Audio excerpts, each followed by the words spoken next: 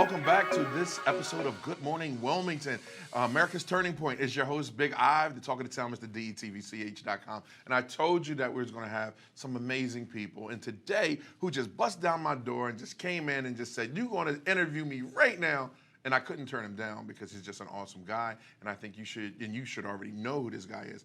But if you don't, let me introduce you to the Senator, U.S. Senator Tom Carper. Senator Tom Carper, welcome to Good Morning Wilmington. How's everything?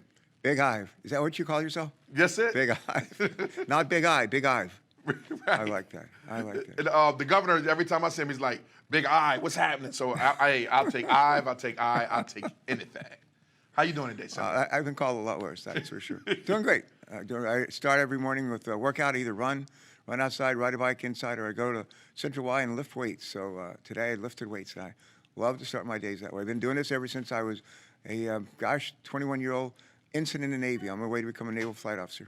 That's what I was going to say. Well, I remember back in 2016, I think I read that you do 150 or 100 push-ups a day every morning before you wake up. I do a bunch of stretches when I get up, and I do a bunch of crunches, and I knock off 100 push-ups. Wow! And the wonderful thing about it is you're still driving the minivan. I lost my license. No, I'm just kidding.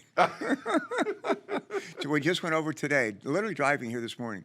We went over my minivan, which 2001 Chrysler Town and Country, went over 533,000 miles. Whoa, that needs to be in a museum. Later today, I'm going to take it to White Glove and get it washed. It will double its value. So, I know that's there you go. Right. Senator, we had an awesome day when the whole state of Delaware dedicated the bridge to Senator Margaret Rose Henry. How was that? Oh, it's great. I serve as a senior Democrat on the committee in the Senate called Environment and Public Works. We focus on clean air, clean water, climate change. Mm-hmm. We focus on surface transportation, roads, highways, bridges, and ports and stuff like that. About 18 years ago, I was able to get earmark, a designated appropriation for $20 million to build a bridge into the riverfront off of I-95.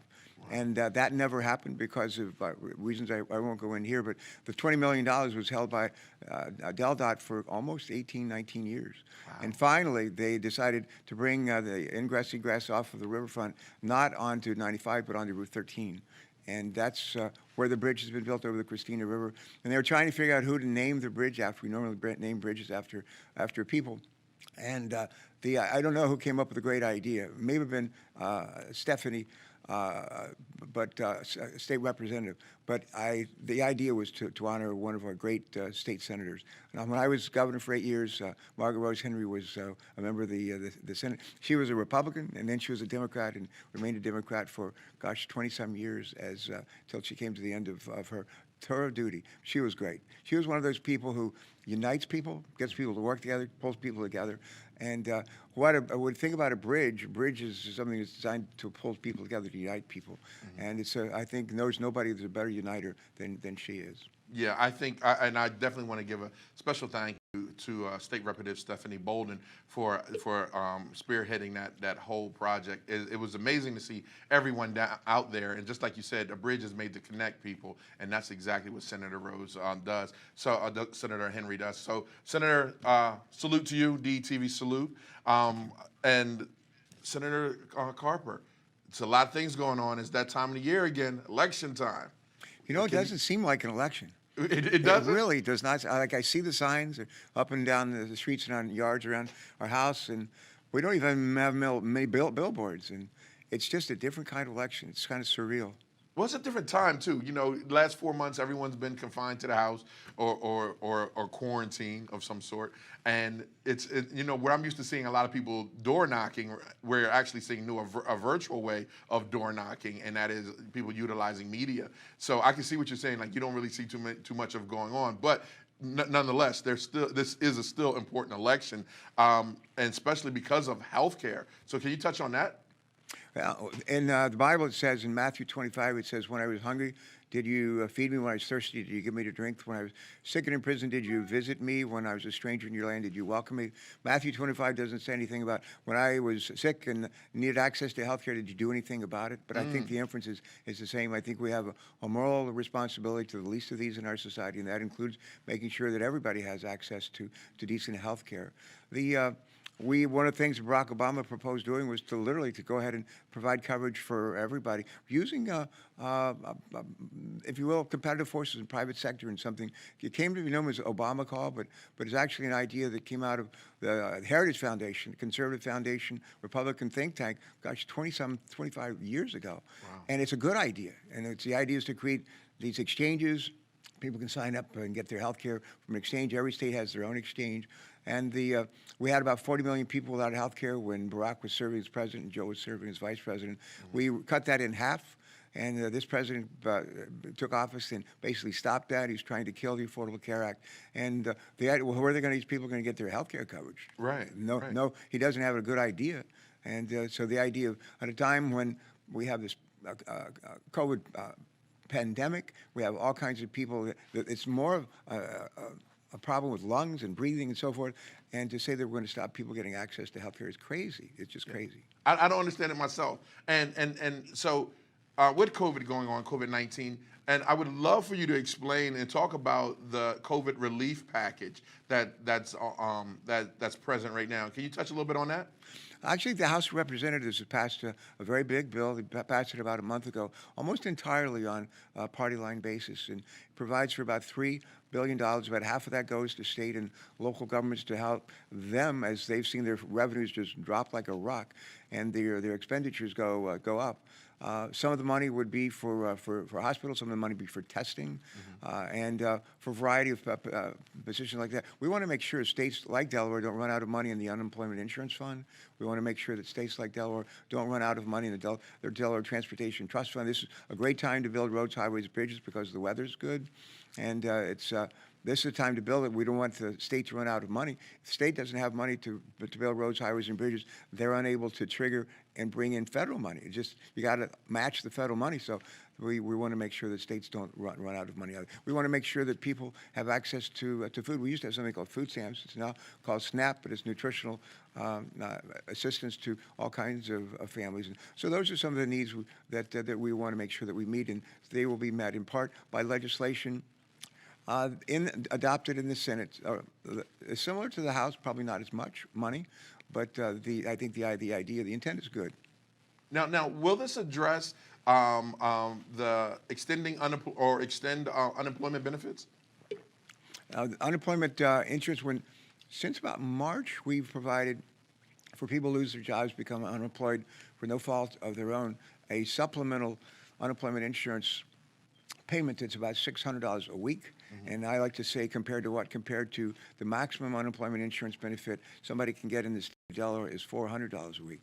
We layered on top of that from about April through the end of July an additional $600. That goes away at the end of July.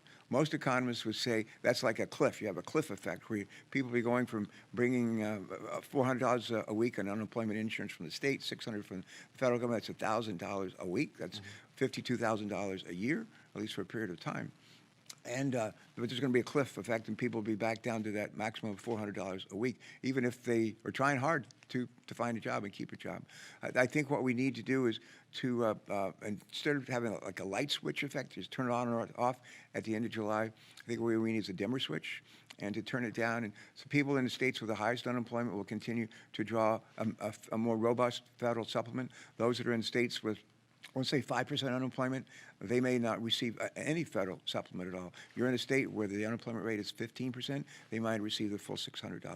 Nice. I think that'll be some relief people are waiting to hear from and waiting to take place in their lives, especially here in Delaware. So that's definitely awesome. Let me ask you this, Senator. As the highest-ranking member of the Environment and Public Works Committee, what is your role, and tell me a little bit more about that. We are concerned about the air we breathe. We're concerned about the water that we drink. Too many people in this country, and even in this state, drink water that's unhealthy. They breathe air that's unhealthy. We face a climate crisis where we have way too much carbon dioxide in the air, and it's leading to, among other things, increases in temperature. And by the end of, not many people who are alive today are going to be around at the end of this century, but some will.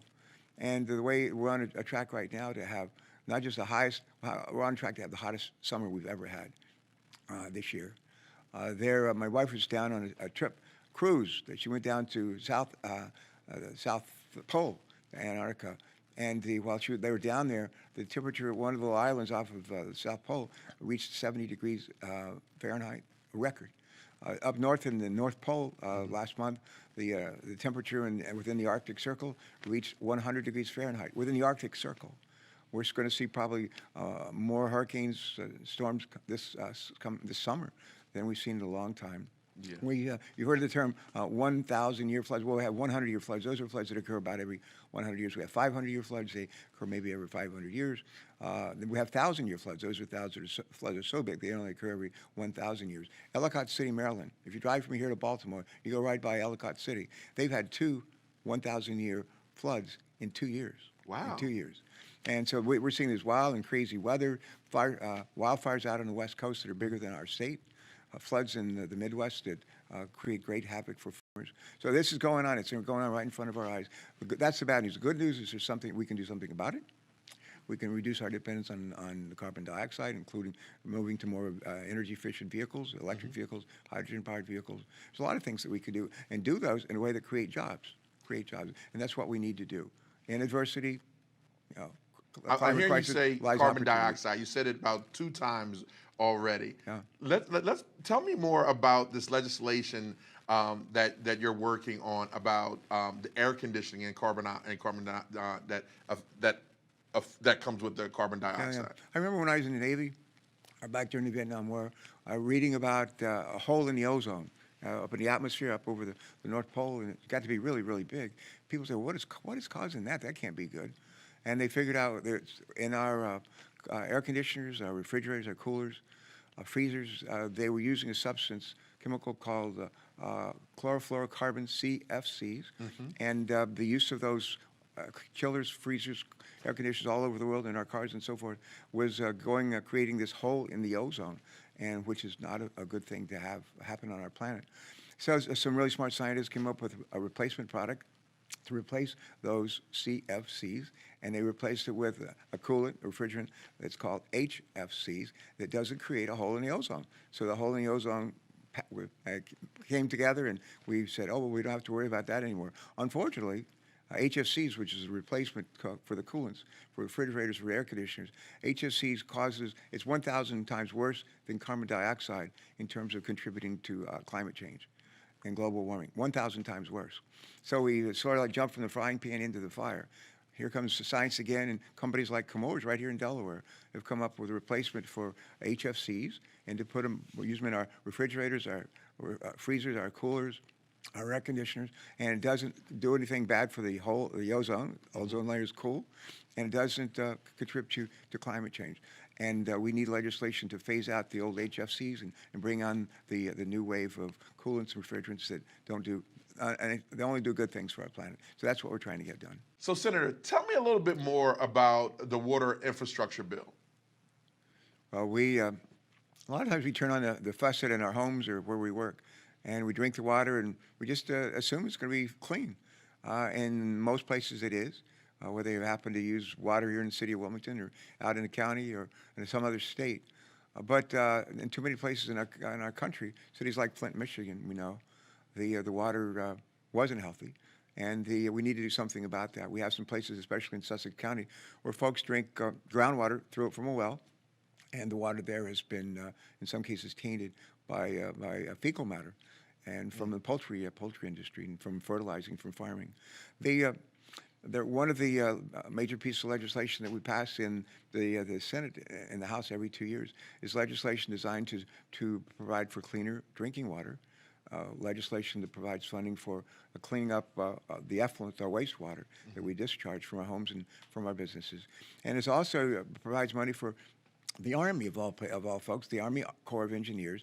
If anybody goes to the beaches in Delaware, and you say, oh, those are beautiful beaches, how do they get? And they look at the dunes and they say, oh, those are nice dunes. In case we ever have a hurricane, the dunes help protect the towns and everything on the other side of the boardwalks.